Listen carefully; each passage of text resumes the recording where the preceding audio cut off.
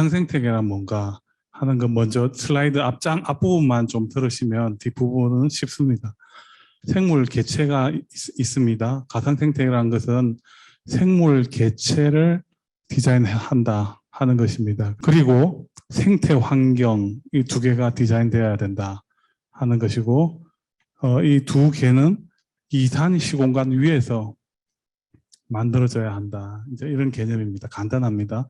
이 관측으로부터 이론을 만듭니다. 이 이론이라는 건 어떤 원리에 해당되는 현상의 밑바닥에 있는 것이죠. 반면에 현상을 설명할 수 있는 모델이 있습니다. 이론보다는 좀 위에 있고, 그런데 이 모델을 통해서 이론을 또 탐구할 수도 있습니다. 이 이론이라는 것이 갑자기 우리가 이해할 수 있는 그게 아니라 저 밑바닥에 있는 것이니까 모델을 가지고 다양한 테스트를 해본 결과에 의하면 이런 원리가 있지 않을까 하는 이제 그 원리를 찾아내는 도구로 활용될 수 있습니다. 뿐만 아니라 그 사회 정책에까지 이 모델은 영향을 미칩니다. 그러면 이 모델에는 어떤 종류들이 있나 보면 크게 세 타입입니다.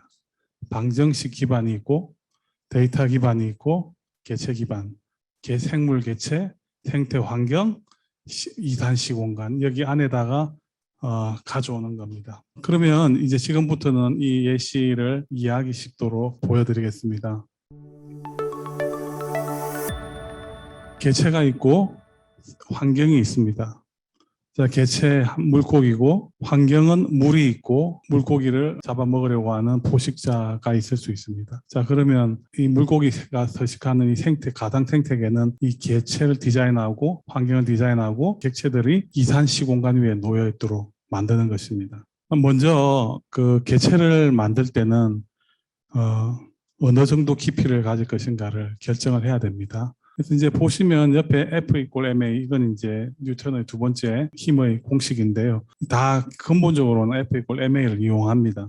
입자인 경우에는 F=ma가 그냥 심플하게 적용되어질 수 있을 것이고 두 번째 중간에 있는 것은 F가 많아집니다. 그래서 표현은 시그마 F 이렇게 표현이 될 것이고요. 바디를 직접 구현하겠다 이렇게 들어가면 이제 힘으로 표현이 안 되고 에너지 관점에서 표현해야 됩니다. 그런 걸 우리는 하밀토니안을 구성한다라고 하는데 그렇게 해서 만들 수가 있습니다. 예시로 들려고 하는 것은 오늘 이 내적인 상태는 고려하지 않는 모델입니다. 자, 수식은 이해 안 하셔도 당연히 되고 물고기 한 마리를 묘사하는 모델이 됩니다. 앞 슬라이드에서 모델이 3개가 있다고 그랬지 않습니까?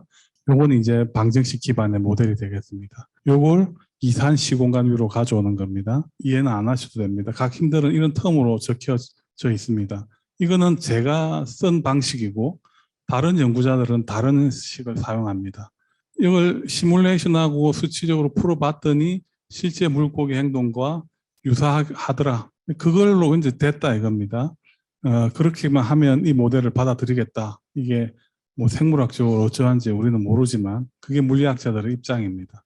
그래서 이 힘들 중에는 개체와 물의 상호작용이 고려되어지고 있는 겁니다. 여기에 송사리를 넣고 수조에다 넣고 이 송사리가 운동하게 합니다. 그러면 여기에 스쿨링 비헤이비어가 보입니다. 그림에서 보시는 것처럼 저게 이제 스쿨링 비헤이비어입니다. 여기에 40마리가 투입되었는데 이 40마리의 궤적을 다 추적합니다. 어쨌든 이제 첫 번째 단계는 각 개체 구별해서 개체의 궤적을 추적하는 거기서부터 개체의 궤적 정보를 추출한다. 이게 이제 기본입니다. 그래서 이렇게 다 추적하고 나면 이 데이터를 가지고 이런 통계 자료를 만들 수 있습니다. 개체와 개체 간의 거리는 얼마이고 개체의 평균 속도는 얼마고 평균 회전 반경, 곡률 이런 것들을 다 측정을 합니다. 그 다음에 환경을 또 묘사해야 된다고 했지 않습니까? 그래서 환경에는 새가 있고 상어가 있습니다. 그래서 새하고 상어를 이제 만들어야 되는 것이죠. 자, 새는 이렇게 만들었습니다. 아크릴로 이렇게 삼각형 만든 다음에 저렇게 어항 위쪽으로 선이 지나가게 하고 떨어뜨립니다. 그럼 자유낙하, 비금을 따라 자유낙하, 낚싯줄로 우리가 연결을 했는데 낚싯줄하고 수평선이 이루는 각도 세타에 따라서 떨어지는 낙하 속도가 어떤지 다 아니까 새가 얼마의 속도로 떨어진다 하는 것을 만들어낼 수 있고 물고기들 머리 위로 뭔가 새 같은 게 싹 지나가니까 반응을 하게 됩니다. 그때 어떤 반응을 하는가, 그거를 앞에 보여드렸던 궤적 이걸 다 추출해서 마찬가지로 통계값을 만들고 해서 새가 접근할 때 물고기들이 어떻게 반응한다 하는 것을 알아낼 수 있습니다. 이제 상어도 한번 만들어 보자 하는 관점인데 상어는 실험하기가 너무 어려우니까 이건 이제 그냥 수학자들 느낌대로 그냥 만들 수 있는 겁니다. 그래서 저렇게 한 줄짜리 수식으로 표현하면 상어가 만들어집니다. 그러면 이것처럼 상어가 작은 물고기의 무리를 잡아먹기 위해서 공격하는 이런 시뮬레이션이 만들어질 수 있습니다. 상어가 접근하는 여러 가지 전략적 행동에 따라서 물고기들이 어떻게 반응하는가. 마찬가지로 이거는 이제 3차원으로 보는 겁니다. 상어가 이렇게 오고 하면 물고기 떼들이 서로 갈라지는 거, 그림에서 보여주시는 것처럼 옆으로 본다면 뭐 이러한 시뮬레이션도 가능합니다. 이렇게 갈라졌다가 다시 뒤쪽으로 모여드는 뭐 이런 것도 가능합니다. AI는 여기 왜 나오느냐? 우리가 앞에 말씀드린 것처럼 수식, 방정식 기반의 모델은 생물학적 근거를 안 가지는 경우가 많습니다. 원리를 모르는데. 그래서 이 방정식을 피해가는 하나의 방법이 AI를 가져오는 겁니다. 물고기를 디자인할 때에 주변 환경에 다양한 조건들이 있을 겁니다. 그럼 그 조건들이 인풋 데이터가 되고 그 조건에 반응하는 물고기 행동이 아웃풋이 됩니다. 그러면 그걸 학습시킨 거죠. 이 경우에는 전제 조건이 뭐냐 하면 조건의 수가 굉장히 많아야 한다. 이제 그게 만족되어진다면 물고기를 학습시킬 수 있습니다. 그러면 앞에 방정식을 대체할 수 있는 겁니다. AI라는 것은 크게 뭐 머신러닝과 딥러닝 두 타입으로 이렇게 구분해 볼 수 있고요. 머신러닝과 딥러닝은 뭐가 다르냐 하면 앞에 피처를 우리가 인위적으로 만들어야 되는 게 머신러닝입니다. 딥러닝은 우리가 피처링 작업을 하지 않는다. 그냥 있는 데이터를 그냥 다 집어넣고 일을 할 수 있다. 스스로 피처 벡터를 만들어낸다. 흰개미는 어떻게 만드는지 한번 보겠습니다. 이게 흰개미입니다. 흰개미 앞에 그림은 워커, 그 옆에 건 이제 솔저 이렇게 되어 있습니다. 국내에는 일본 흰개미 큐슈엔시스 종이 들어와 있습니다. 지금 보시는 사진은 포모사누스 종입니다. 좀 국내 흰개미와 다른데 어쨌든 이게 전 세계적으로 가장 많이 퍼져 있으니까 이걸 모델링 했습니다. 자, 이건 뭐냐 하면 먼저 물고기에서와 마찬가지로 이제 개체 모델링 해야 되죠. 개체 모델링 하기 위해서는 뭔가 수학적으로만 다루는 접근법이 있겠지만 아니고 생물학적인 특성을 우리가 가져와서 프레임을 구성하겠다 할 때는 실험을 좀 해야 됩니다. 생태 환경으로는 땅이 되고 그 흰개미 가운데서도 서브트레니안 터마이트를 고려하고 있습니다.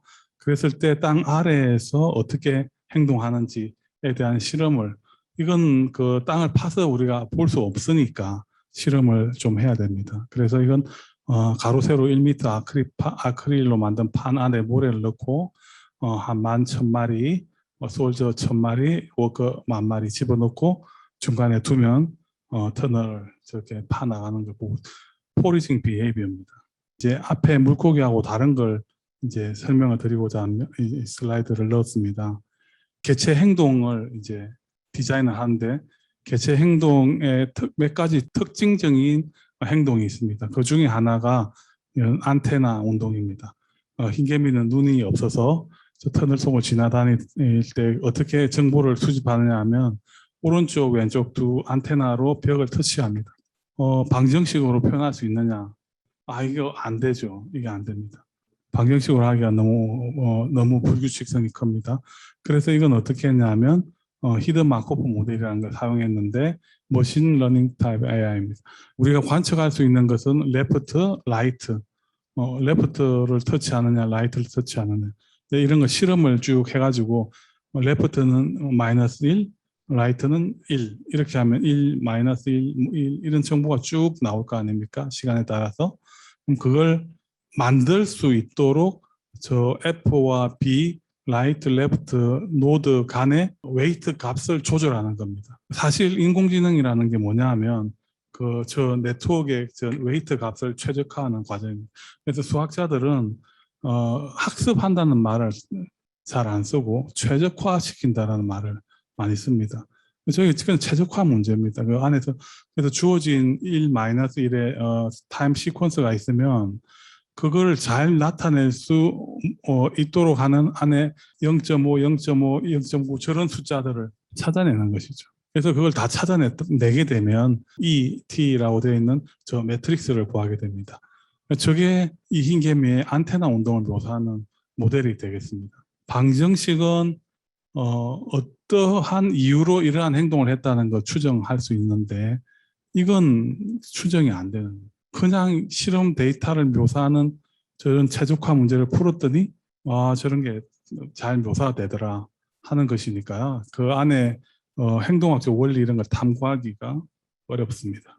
모델을 이렇게 보면 실제 흰개미 지나가는 거하고 모델이 지나가는 거하고 아주 흡사합니다. 곡선의 터널이라면 어떨까? 오른쪽 왼쪽 터치 하면서 지나가고 있는데 저것이 통계적으로 아주 유사하다 하는 것을 보여줄 수 있습니다.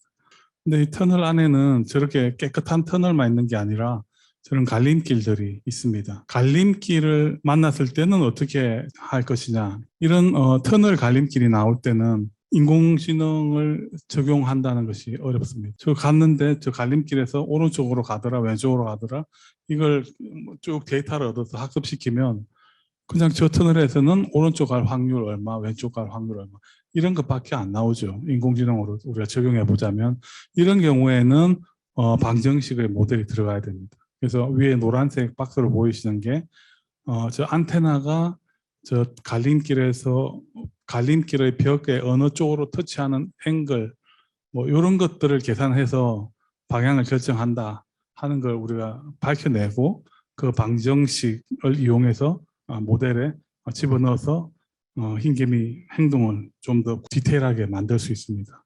왼쪽은 이제 실제 리얼 터널이고 오른쪽은 우리가 만든 지금까지 룰을 가지고 만든 가상 흰개미가 만드는 터널이 되겠습니다. 개수를 이제 점점 많이 넣게 되면 보다 유사한 터널을 볼 수 있습니다. 그때 이제 저 패턴을 보시면 굉장히 연속된 곡선 같은데 사실 확대하면 저렇게 이산시 공간입니다. 공간이 격자화되어 있죠. 저걸 공간을 이산화시켰다. 그 위에서 운동을 하게 하는 겁니다. 가상 흰개미 생태계가 되겠습니다. 실제 돌아가고 있는 모습입니다.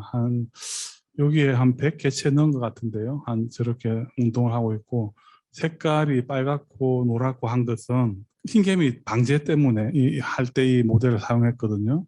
그래서 흰개미 방지하기 위해서 흰개미들이 인펙트 되면 어떤 케미칼에 인펙트 되면 그걸 마우스 투 마우스로 이렇게 전달됩니다. 그래서 전달되면 그 감염이 되면 빨간색, 감염이 안 됐으면 노란색 해서 이 전체가 감염되어서 죽을 어떻게 하면 이걸 빨리 감염시킬 수 있는가 뭐 이런 연구도 있습니다. 이제 문제인데 그 보시면 테리토리의 사이즈가 작은 것도 있고 큰 것도 있습니다. 이게 이제 테리토리 사이즈인데요. 아주 작은 것도 있죠. 색깔로 다 구분을 해놨는데 큰 것도 있고 왜 이게 이럴까? 뭐 흔히 생각하기는 땅의 그 헤테로제니티 때문에 만들어질 수 있는 거 아니냐 이렇게도 뭐 보실 수 있는데 그 이유를 좀 찾아봤습니다. 그래서 봤더니 그중에 답 한 개는 오른쪽 그림에 보시면 갑자기 하나의 테리토리가 굉장히 증가하는 거 볼 수 있습니다. 테리토리 컴피티션에서 승자와 패자가 생기면 이제 그게 하나의 원인이다. 저것 때문에 어떤 건 굉장히 큰 사이즈가 되고 어떤 건 작아진다. 또 하나는 지구온난화 때문이다. 이 모델을 가지고 할 수 있으니까. 저 시그마는 뭐냐고 하면 여름의 길이입니다. 여름 기간 동안의 길이가 자꾸 길어질수록 A는 테리토리의 면적인데 큰 테리토리가 점점 많아지는 걸 볼 수 있습니다. 시그마가 50이면 아주 큰 테리토리가 생긴다는 거죠. 저게 지구온난화 때문에. 이런데도 이제 이 모델들을 활용할 수 있다 하는 것입니다. 가상 생태계 모델이라는 것이 뭐 애니메이션 같은 거 만들 때도 좋지만 이렇게 리서치 하는데도 직접 활용되어질 수 있다 하는 것입니다. 요거는 이제 그 숲 속에 늑대와 토끼가 살고 있는 이런 생태계를 만들어 본 것입니다.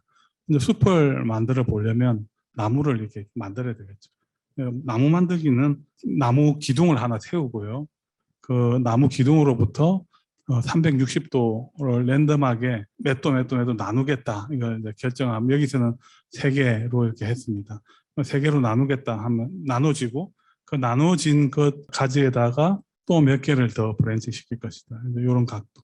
그러니까 저 각도 세타하고 브랜치의 개수 두 개를 가지고 잘 컨트롤하면 우리가 원하는 나무들을 만들 수 있고 끝에 나뭇잎을 붙여줄 수 있습니다. 이걸 가지고 숲을 만들 수 있는데요. 이게 산풀 모델을 활용할 수 있습니다. 산풀 모델에서 중요한 것이 바람인데 또 중요한 건 뭐냐면 나무와 나무 가지들이 이렇게 오버랩되어 있는 면적, 이게 아주 중요합니다. 불이 옮겨가니까요.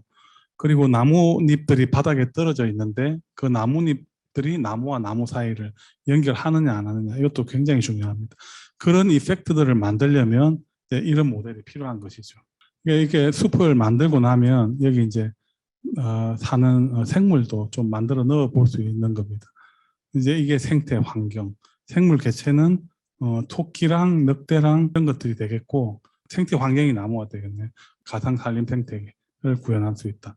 여기서는 이제 물고기랑 흰개미와 다른 접근법인데 개체 행동을 어떻게 묘사했냐면 확률 방정식을 사용하고 있습니다. 앞에 거하고 또 다른데 토끼가 저 격자 위에 있다면 옆에 풀이 있다고 한번 봅시다. 그러면 저 풀을 먹으려고 풀이 있는 곳으로 이동할 가능성이 커지는 겁니다.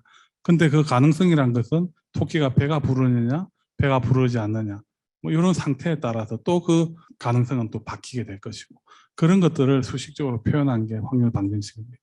풀을 먹고 이렇게 하고 있으면 이제 번식할 수 있다 하는 조건도 있고, 번식도 확률입니다. 그리고 늑대가 토끼를 잡아먹을 때도 마찬가지고, 그러면 이제 오른쪽 하단처럼 그 빨간색은 토끼 밀도, 그리고 검은색은 늑대 밀도 해서 생태학 교과서에 나와 있는 하나가 올라가면 하나가 줄어들고 하는 사이클릭 커브를 볼 수 있습니다. 이게 개체 행동을 디자인하고 놔뒀더니 저걸 이제 보여주더라. 빨간색이 늑대고요, 녹색이 나무, 회색이 토끼, 검은색은 엠프티, 뭐 이렇습니다. 그래서 저것들이 시간이 지남에 따라서 어떻게 변하는지 이제 그런 것들을 보고 그 다이나믹스를 볼 수가 있습니다. 오른쪽 그림은 뭐냐 하면 마찬가지인데 ASF 야생 멧돼지로부터 확산이 되지 않습니까? 그래서 그 ASF 확산을 시뮬레이션 하고 있는 겁니다. 이것도 야생 멧돼지를 디자인하고 그 생태 환경이 되는 것들을 전국 단위로 모델링하고 해서 시뮬레이션 하고 있는 것입니다. 그래서 이제 결론은 뭐냐 하면 가상 생태계 모델은 복잡한 생태계 현상을 묘사하는 강력한 도구가 될 수 있다라고 주장을 하고 싶습니다. 그 앞으로는 생태학자들이 이런 모델을 구현할 때 저희처럼 이걸 다 알 필요가 없어요. 알 필요가 없지 않습니까? 공부할 필요도 없고.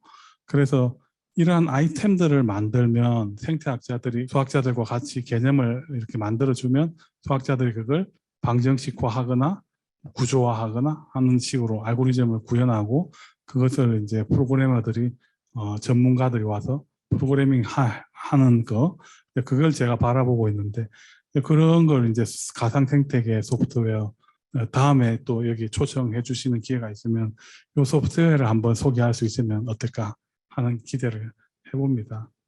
네, 감사합니다.